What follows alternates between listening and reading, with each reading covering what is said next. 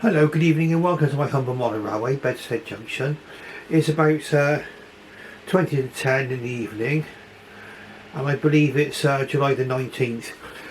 Sorry if I got a bit funny tonight. I'm sure we're all suffering from this weather, and at the moment it's about 80 odd degrees in this room in Old Money, near 30 degrees.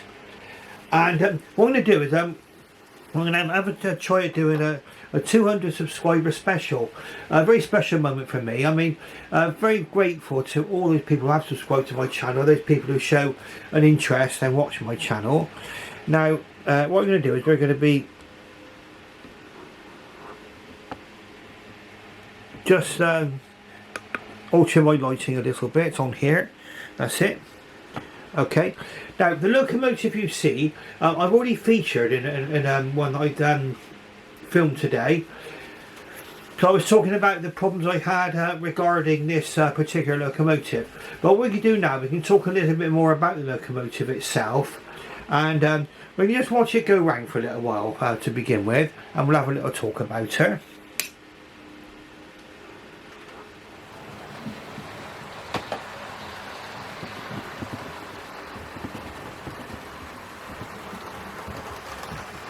Okay, so we'll just let her go around the track now.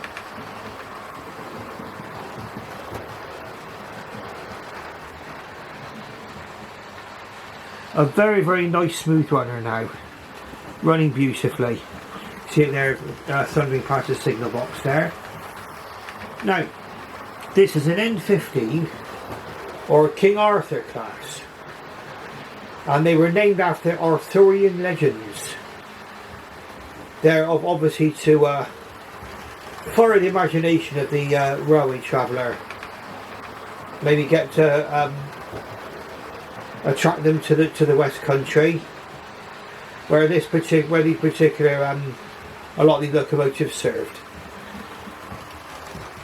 Obviously, one of the most famous trains up the Southern Railway around to the West Country was the Atlantic Coast Express, which would have taken in most of the seaside resorts on the main line, and the Southern line, from my information, ran from Waterloo through Salisbury, Exeter Central, down to Exeter St David's, ran up through Launceston, and then down to Plymouth.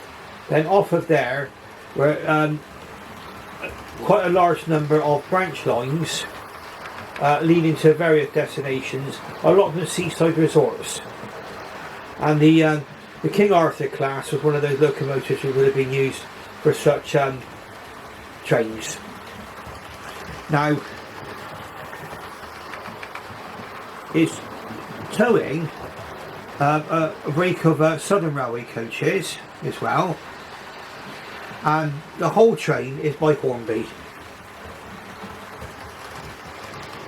I'm just watching it fly through the country station over there. Beautiful. Now I won't go too much over the problem I had with this locomotive, but let's say that I'm glad I never admitted defeat, and I kept going and persevered with it. And the first thing that was wrong as soon as I received this, it was second hand on eBay, by the way, but the first thing I noticed was a chimney had fallen off. But apparently that's a common defect with these King Arthurs. And so I glued that back on, and then I began to film my 200 subscriber special featuring this particular locomotive, and it was going around. I was chatting away in my usual fashion, and all of a sudden you heard a bang, clunk, clunk, clunk, clunk, and I thought, oh dear, oh dear. And what had happened was the one of the crank pins had come out, the valve gear had come apart. And also, when I tried to run the locomotive, I found that also the cog that was attached to the axle, which took the drive for the motor, that had also split, so there was no drive. So I was left with quite a few challenges there. I managed to get a spare axle set, which included the cog from Peter Spares. That was a wheel set, and that wasn't a bad price actually, and you'll see in my previous video about that.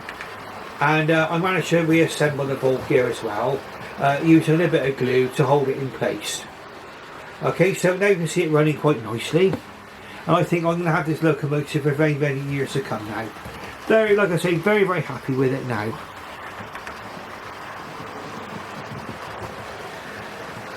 And it is a question actually. I mean, sometimes we get a locomotive through the post and maybe there's a problem with it, like something's come off, and it could have broken in transit in the post. It could have been when before it was sent. Who knows? I like to you know, think the best of people and say, well, it might have been damaged in transit, or some of the faults may have arisen that they weren't aware of at the time. But I always try to. I don't like sending locomotives back. I've only ever had to send one back, and that was a brand new locomotive, and that was dealt with quite well by the seller. But this particular one, I decided to fix it. I think, I mean, if it's something which you can fix yourself, I would say probably in a lot of situations, it's probably worth doing rather than just wrapping it up and sending it back to the seller. And so I was able to get the locomotive going again, and I'm really glad that I've done that now. Now we're talking a little bit about what we've got here and what comes as part of the package. Now, as far as the package is concerned, there's the box. I know a lot of people aren't interested in boxes, but to me it gives somebody, sorry about the slight glare on there, gives people an idea about what they can expect. Touch with DCC ready, so you do get some vital information from boxes, and it's R2623, and that get out in focus. R2623 BR460 King Arthur class N15 King Uther, I think that's pronounced, 30737. And in Arthurian legend, or is it all facts? You know, I mean, that's the thing about legend, isn't it? You know, did King Arthur really exist? Well, I'll swear on the side that King Arthur did. Now, Uther Pendragon, I believe, the full title of this person is King Arthur's father. Okay, in the legend of King Arthur, and you'll need to read into it a little bit if you want to know more about what he did. But he involved a certain amount of deceit, let's say, for him to become King Arthur's father. But all's well that ends well, and everybody seems to be happy at the end of it and everything else. So that's all part of the Arthurian legend. And of course, people would read the legend of King Arthur, and the railways actually opened up the West Country and other areas of Britain to the railway traveller, and they would sit and probably might have read the legend of King Arthur, and suddenly they had the opportunity of going to the places which included the legend. Okay, so what better way to go than in being towed by a locomotive, or pulled by a locomotive that's named after an Arthurian legendary figure. Okay, absolutely fantastic. Now, the box itself is not your standard block of ice packaging. It's I do believe this is sort of like early to mid 2000s, this particular one, and I'm not going to take it all out, but or perhaps I will. Let's have a look. Why not? Let's have a bit of fun.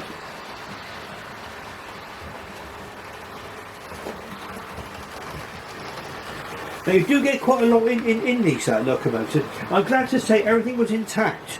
So you have the full detail pack was here, and there's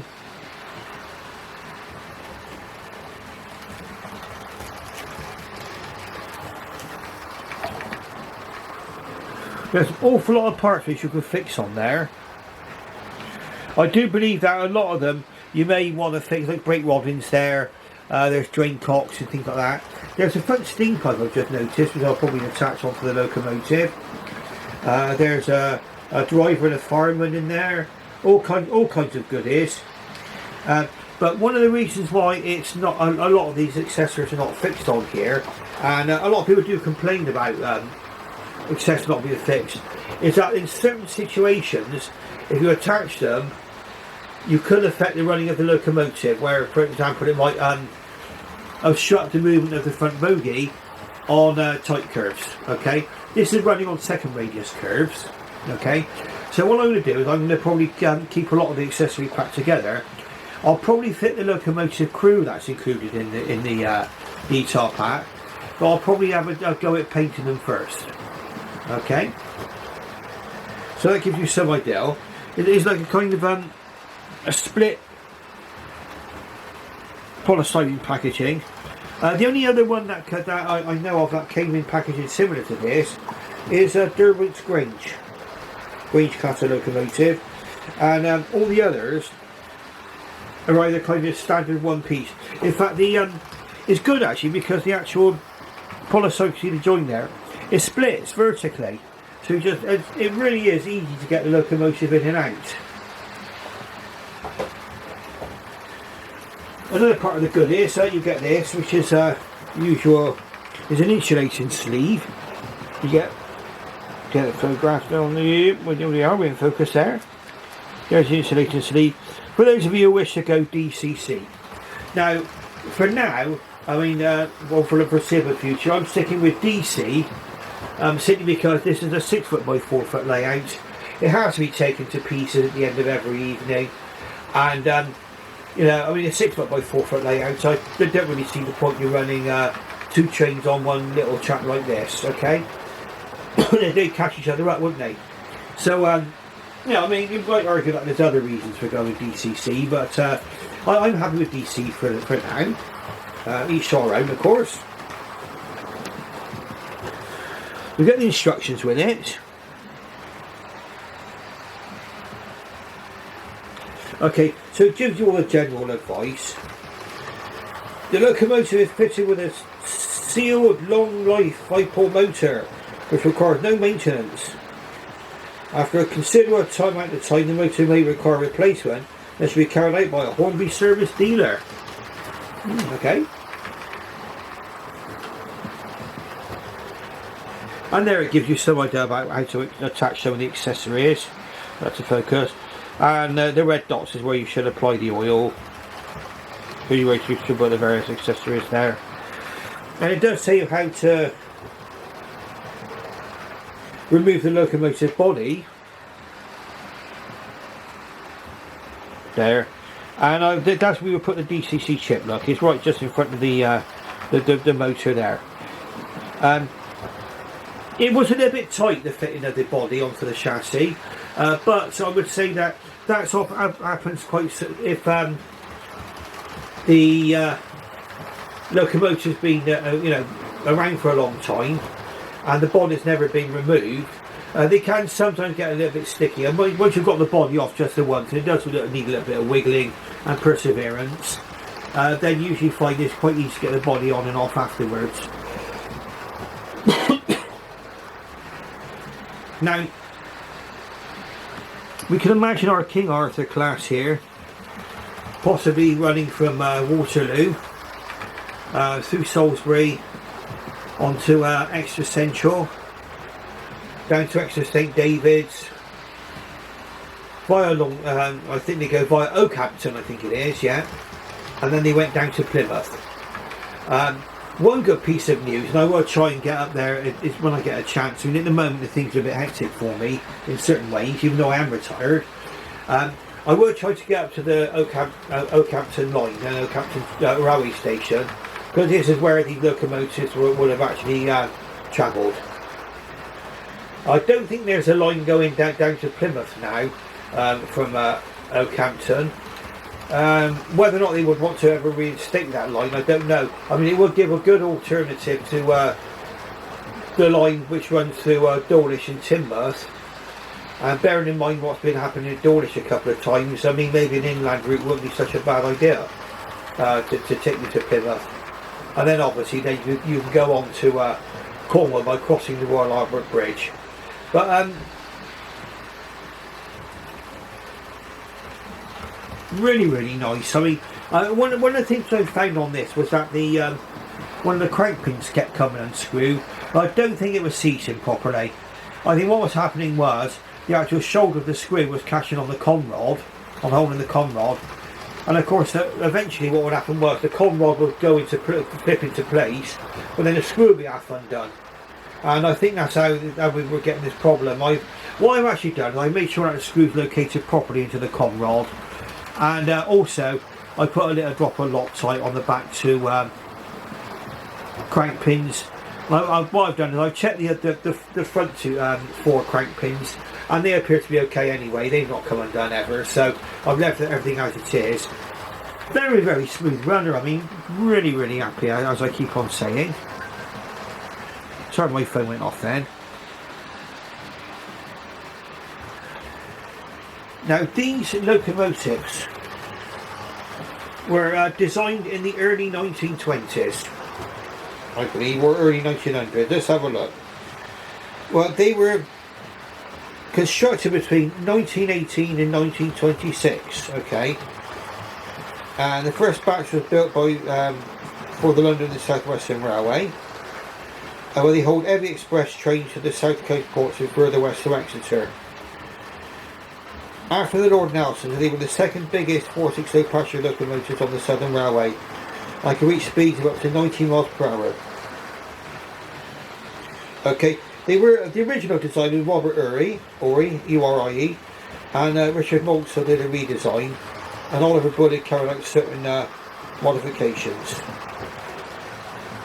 There was a total of 74 produced,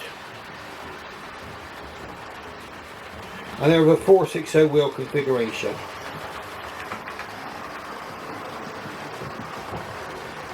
They have 2 outside cylinders, so the twin cylinder locomotive. So that would have probably put it somewhere around about on a par with the Saint class of GWR locomotive. But obviously in the West Country, probably the biggest competition between the West Country and the Southern Railway, or the London and South Western Railway, was to get trains to Plymouth. That would have probably been boat trains, mail trains, but very important fast trains. And of course these locomotives were part of that great competition with the Great Western Railway. And of course the Lord Nelson class, which is a bigger class of locomotive again, which I'll probably be looking at for a model of at some point. They were a bigger version of this, and the Lord Nelson class had 4 cylinders instead of 2. But like the Kings on the GWR Railway and the Castles, the Kings were far less numerous to the Castles on the Great Western, and so it was the same on the Southern Railway. There were a lot more King Arthurs built than the Lord Nelsons.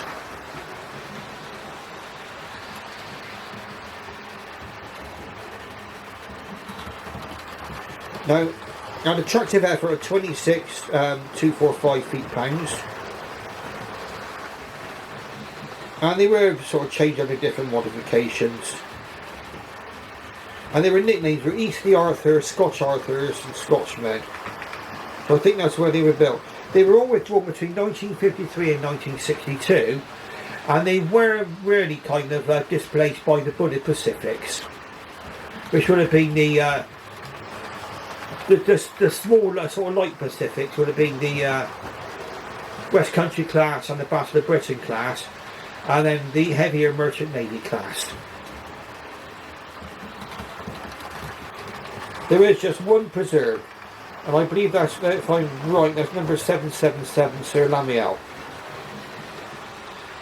Yeah, 777 Sir Lamiel is actually preserved as part of the National Collection.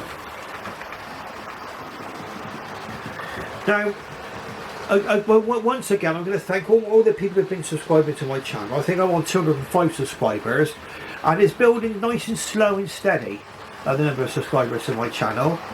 And obviously I'm grateful for all of you who have been taking the time to watch my videos. Obviously people's time is very, very precious, and it's an honour that people should want to see my videos. When I started this channel back in the lockdown, I never expected it to grow to anywhere near this size.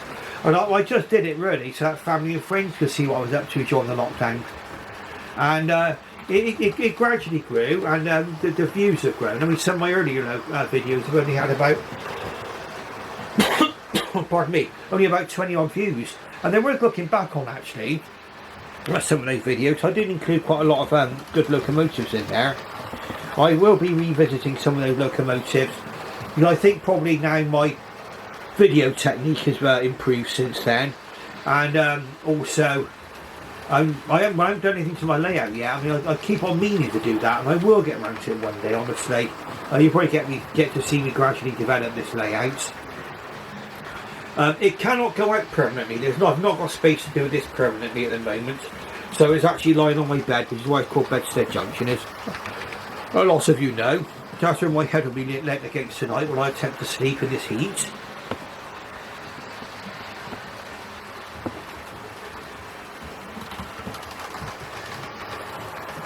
And there we are, it's still going round beautifully.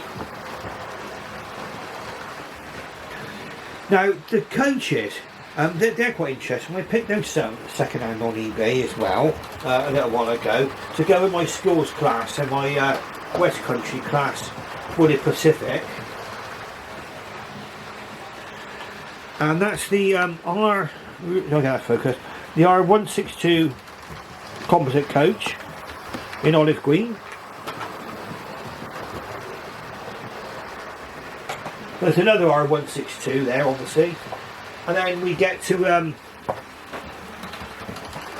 the brake coach, R163,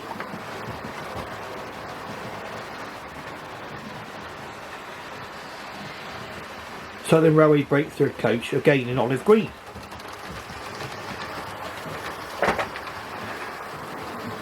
Now, I think also it might be a little bit of time just to spend a little bit of time talking about something else, a different locomotive, which we'll include quite briefly. And the reason I'm going to mention this particular locomotive is because this is where my hobby really began, back in the early 1990s. Okay, what you can see there is a very, very heavily modified model of a Hornby King Edward I. Okay. Now, I wanted to have one of these in a BR livery, and at the time the most common version was a Great Western one. Now, I happened to notice this one in the glass case of a place called Trains of Bristol. Very nice gentleman who ran the shop called Derek and his son, and I just happened to inquire about it, and this one is actually a heavily modified Great Western Hornby King Edward I. Okay, this person is fitted all kinds of things on this, and bear in mind, probably back then, I don't think there was a BR version of the King available, not readily available, not as far as I could tell, not a King Edward I anyway. Okay, it would have been in the Great Western livery, and he's done an awful lot to this. He's put lamps on there, different steam pipes, changed the livery completely, and put the early BR crest on it. And really, I mean, this must have represented hours and hours and hours of work. Well, I was lucky enough to pick this one up. It's got lots of other goodies attached to it. It's a wonderful locomotive. Like I say, I bought this in the early 1990s.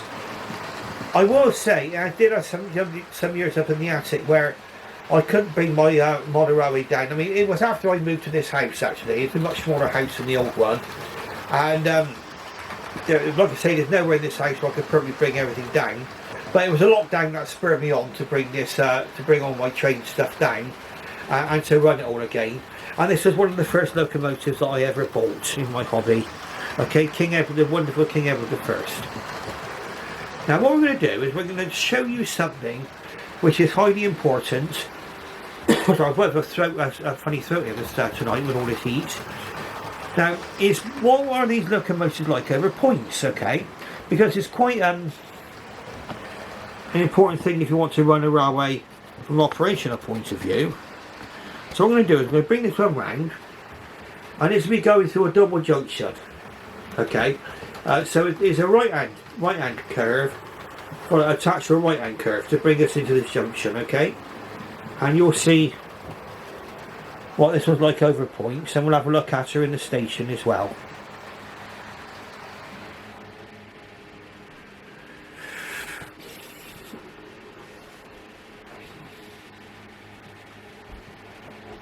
I just need a quick change of points. I'm going to bring her into the station now.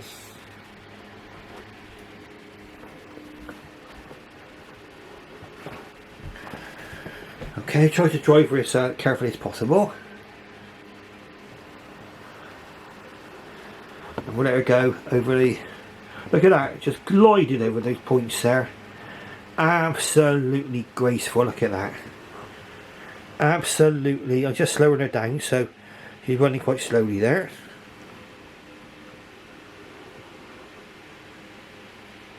And that is a really, really nice piece of control there. Okay, so we'll zoom in just ever so slightly, I suppose. There we are. And you would have seen this in my other video that I made today, which I would have gone into. I've actually put this on for Lazy Susan. But it's a lovely detailed locomotive. I mean, really is. I mean, I'm really happy with this. Beautiful, obviously, colour in the Southern Railway green. Everything else. Well, it's a BR green, isn't it, I think, this one. Very similar colour actually to the King by the look of it. Lots of lovely detail now, and it's all together and running absolutely perfectly. Absolutely superb. Now, we can compare the two models. I mean, we're side by side there. Now, something which you would probably notice about these laser Hornby products is that the running gear down here and the Volga and everything is a lot finer than what it used to be. Okay, so that does need a fair amount of care in operation. I mean, now that I've actually put it all back together again properly and glued it back together properly, it is now working brilliantly. Okay, my older Hornby, my King Edward I, has got a lot more sort of heavier detail, and I think probably it wasn't just a question of that they couldn't manufacture the finer detail.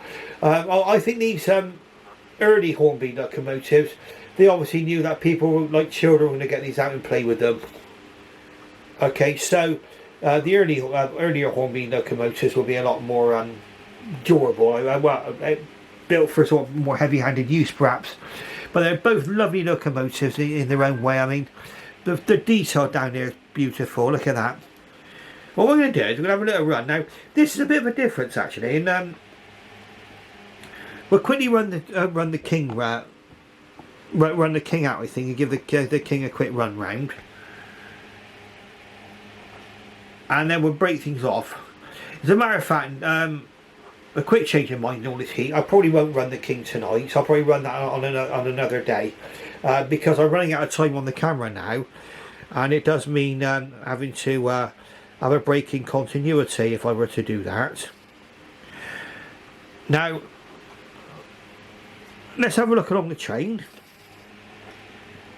There's our lovely Southern Railway coaches there. Sorry about the jerkiness of the tripod. It's quite an inexpensive tripod, this one, which I bought back in the 1990s for my photography hobby. It wasn't intended for use on video, but it's doing quite a nice little job there. It's all the length of the train there. Now, if you like what you see, give me a thumbs up, subscribe, ring that bell to see more videos, and click on for all content which I'll produce, and you get to see all my videos. And thank you once again for my 200 subscribers, all of you. I do appreciate you all, and thank you very, very much for taking the time and your interest in my videos. Thank you very much. I should bid you farewell, and bye bye for now.